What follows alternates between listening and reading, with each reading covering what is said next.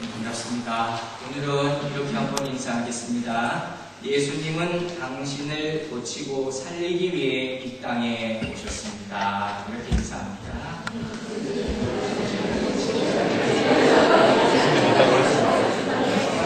예수님은 당신을 고치고 살리기 위해 오셨습니다.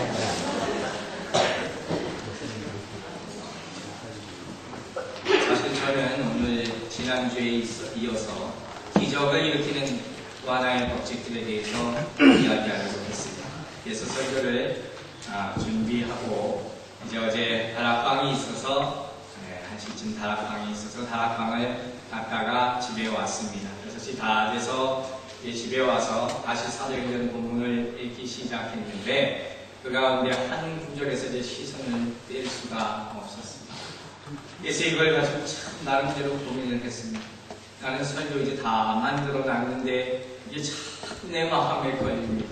하나님은 자꾸 이거 가지고 말씀 전하시는 것 같은데 지금부터 언제 또 설교를 만드나 고민되기도 하고 이런 적이 별로 없었는데 왜 또 이러시나 생각되기도 하고 많이 망설였습니다. 결국 제가 어떻게 했을 것 같습니다. 다시 새로운 한 편의 설교를 만들기로 결정하고 만들게 됐습니다. 그럼 오늘 본문 한번 펴시고 2절 찾으시기 바랍니다. 2절 함께 읽겠습니다. 나면서 인생이 된 자를 사람들이 메고 오니 이는 성전에 들어가는 사람들에게 복을하기 위하여 날마다 기쁨이라는 성전에 드는 자라. 아멘. 오늘 본문을 보시기 바랍니다. 오늘 본문의 기적의 대상은 누구입니까? 바로 나면서 안진뱅이 된 그런 사람입니다. 그렇다면 이 사람이 본문 3장, 사도행전 3장의 첫 부분부터 과연 왜 등장했을까요? 하는 것이에요. 잠시 앞을 돌아봅시다. 오순절 성령 강림 사건이 있었습니다. 많은 사람들이 서로의 오늘을 얻게 되고 그 다음에 베드로가 일어나서 능력의 말씀을 전하기 시작했습니다. 그 직후에 초대교회에 모였던 사람들은 각자가 가지고 있는 것을 서로 통용하는 놀라운 사랑의 나눔을 가졌어요. 이것으로 족한 것 아닙니까? 이것만 해도 얼마나 아름다운 교회의 모습이고 우리가 꿈꾸는 모습이 아닙니다. 그런데 오늘 본문을 보니까 이것으로 족한 것 같지가 않다는 거예요. 무언가가 하나 더 필요한 것입니다. 무언가 또 하나 역사가 일어나야 될 것 같아요. 그게 뭐예요? 바로 기적입니다. 그리고 오늘 이 안진뱅이가 이 사도행전 3장 첫머리에 사도들의 일을 막 시작하려는 이 마당에 나타난 것은 이러한 기적을 즉 이 사건을 통해서 하나님께서는 기적을 나타나기를 원하시고 이와 같은 사람이 있었기에 기적이 성립될 수 있다는 것입니다. 여러분, 교회를 뭐라고 생각하십니까? 각자가 교회에 대한 정의가 있을 것입니다. 수많은 정의를 우리는 가지고 있습니다. 그런데 오늘 본문은 우리에게 또 하나의 교회의 정의를 알려주는데 그것은 무엇이냐? 교회란 기적이 일어나는 곳이라 하는 사실입니다. 여러분 믿으십니까? 여러분, 초대교회 때만이 아니에요. 기독교 역사, 교회의 역사를 볼 때 이와 같은 기적은 계속해서 일어났었고 지금 이 순간에도 일어나고 있습니다. 그리고 정말 제가 소망하는 것은 이와 같은 기적이 우리 교회 안에서도 계속해서 일어나기를 간절히 바랍니다. 여러분, 이를 위해서 기도하시는 분들은 이것은 기적이 일어나는 곳이어야 되는 것입니다. 그래야지 하나님이 여기 살아 역사하는 곳임을 증명할 수 있기 때문입니다. 우리가 기적을 봐야 하는 것입니다. 그래야지 하나님께서 살아계셔서 내 앞에 있다는 것을 우리가 체험할 수 있기 때문입니다. 여러분, 한 사람 한 사람이 기적을 말할 수 있게 되기를 바랍니다. 그러니까 그래야지 내가 살아있는 하나님의 영이 내 안에서 역사하고 있다는 것을 내 스스로가 깨닫고 또 남에게 증거할 수 있기 때문입니다. 그런데 제가 이러면서 생각을 하나 하게 됩니다. 뭐냐? 바로 오늘 본문의 기적의 대상. 이 사람이 왜 날 때부터 이런 상태로 되어나야 여러분, 이것 때문에 제가 설교를 다시 만들어야 했습니다. 이 생각이 그 순간에 안 들었다면 내가 그냥 편안하게 저녁을 보낼 수 있었을 텐데 난데없이 왜 이 사람이 날데없이 날 때부터 안진뱅이로 태어났을까 하는 생각이 계속 듭니다. 자, 이제 여러분에게 묻습니다. 여러분 이것에 대해서 생각해 본 적이 있으십니까? 이와 같은 문제에 대해서 궁금해 본 적이 있으십니까? 다른 사람에게 물어본 적이 있으십니까? 자신에게 물어본 적이 있으십니까? 그리고 여러분 각자 대답을 갖고 계십니까? 이와 같은 내용들은 성경에 굉장히 많이 나타납니다. 오늘 본문에 나타난 것 같은 사람, 문둥병자, 중풍병자, 소경대자, 또 귀신 들린 자 등등 수많은 사람들이 나타납니다. 과연 그렇다면 이 사람들은 왜 이렇게 태어나야 되고 이렇게 살아야 했을까 하는 것이 궁금하지 않습니까? 도대체 이유가 뭡니까? 나는 건강한 것 같아요. 근데 왜 그 사람은 저렇게 살아야 했을까? 라고 생각해보지 않으셨습니까?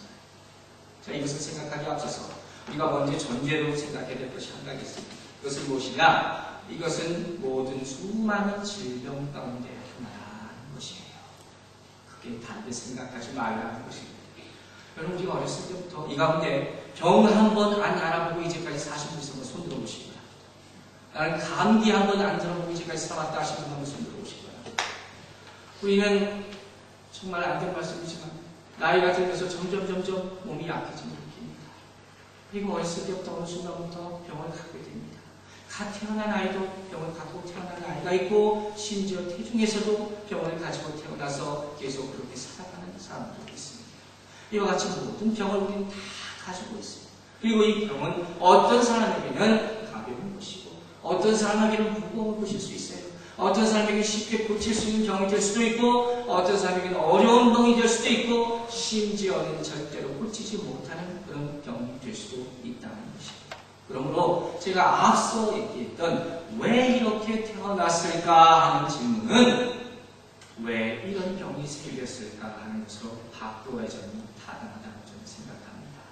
왜냐하면 이 모든 것이 우리가 병이라고 생각하는 가정하는 말입니다. 그런데 이와 같이 질문을 바꾼다 할지라도 우리가 실제로 이런 문제를 부딪혔을 때는 대답을 하기가 어렵다는 겁니다. 여러분, 왜 이런 질병이 생겼을까? 여러분 어떻게 생각하십니까? 여러분 답을 줄 수가 있습니까? 이걸 내가 어떻게 해석해야 될까요? 우리가 어렴풋이 들은 것은 있습니다. 이 모든 것도 뭐를 위해서라면 그렇죠. 근데 여러분 마음 가운데 이 아론이 계신다는 거예요. 우리는 항상 이 때문에 고민합니다. 그리고 힘들어합니다. 어떻게 내가 이걸 해석을 해야 될까? 하늘 나라 갈 때까지 내가 맨날 이 문제를 가지고 정말로 시험해야 되나? 내가 고민해야 되나? 남에게 얘기해 줄 수도 없고 내 자신도 풀 수 없는 문제 가운데 항상 어렵게 살고 있다는 것. 이뿐만 아니라 우리는 이렇게 또 산다고 칩시다. 교회 밖에 있는 사람들이 있어요. 믿지 않는 사람들은 이러한 이슈가 나올 때마다 어떻게 생각하시나요? 이렇게 말합니다. 너희가 믿는 하나님, 그 전지전능하신 사랑하는 하나님이 왜 이와 같은 상태를 그대로 놔두냐? 이런 질문을 하는 거예요. 기적이고 뭐고 이런 거 소용없어요. 너희가 믿는 그 사랑의 하나님이고 능력의 하나님이고 죽은 자도 살리시는 하나님이 왜 이와 같은 영적인 상태에 그냥 계속 놔두냐? 여러분 여기에 대해서 어떻게 대답할 수 있겠습니까? 그래서 오늘 저는 이 문제를 분명히 한번 짚고 넘어갈까 생각을 합니다. 자, 서두에 말했다시피 우리 인간은 수많은 병들을 가지고 있습니다. 흑어자는 병들이 있습니다. 나에게 고통을 안겨주는 것들이 있습니다. 참 치료하기 힘든 것들이 있습니다. 그래서 우리는 그런 문제에 대해서 감히 함부로 얘기할 수 없습니다.